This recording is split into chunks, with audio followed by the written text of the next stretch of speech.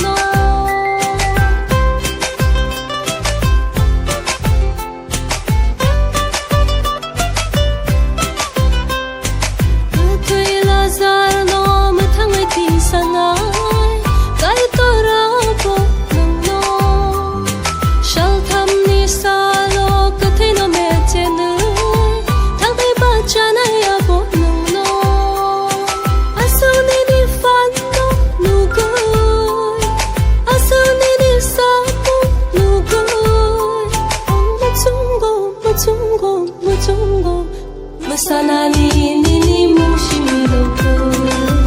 rechabna ni mushimilo musana ni mushimilo rechabna ni mushimilo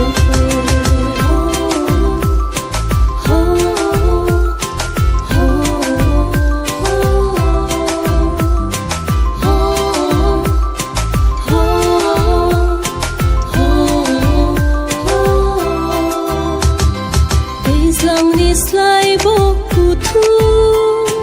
ni hamza ma pai ko ha thai ni slai bo kutu ni khai ro ma pai ko